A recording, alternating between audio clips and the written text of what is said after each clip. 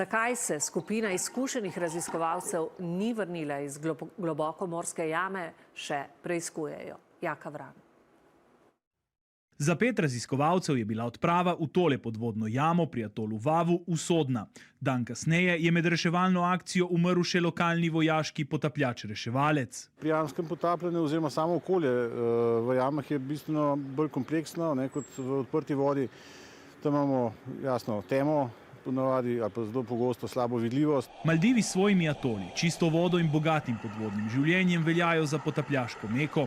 Inštruktor Bojan Bančič tam redno organizira odprave, gledate njegove posnetke. Absolutno je v bistvu najboljše, kar smo se mi potapljali, in je vedno pač vidimo vse, in je tudi veliko morskih psov, veliko teh živali, velikih in tako. Potapljanje je na Maldivih dovoljeno do 30 metrov globine, a odprava na čelu z Moniko Montefalcone, univerzitetno profesorico iz Genove, je imela posebno dovoljenje vlade za tako imenovane tehnične potope tudi v večje globine. Tehnično potapljanje ima za vsakih recimo 5 metrov lahko svoj tečaj, torej da dejansko znanje treba nadgrajevati in pač izkušnje.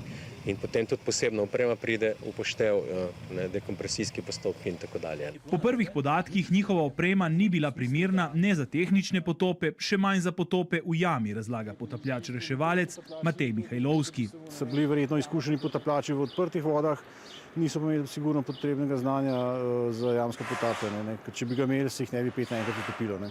Tudi leta izkušenj in na tisoče ur potopov lahko ni dovolj, ko se izkušen potapljač sreča s krizno situacijo, s kakršno še ni bil soočen. Pomembna je fizična, pa tudi psihična pripravljenost, predvsem je treba dobro obvladovati stres. Pri večini nesreč v jamskem potapljanju gre za izgubo vidljivosti, za izgubo orientacije, paniko. Panika je največji sovražnik vseh potapljačev, bi rekel.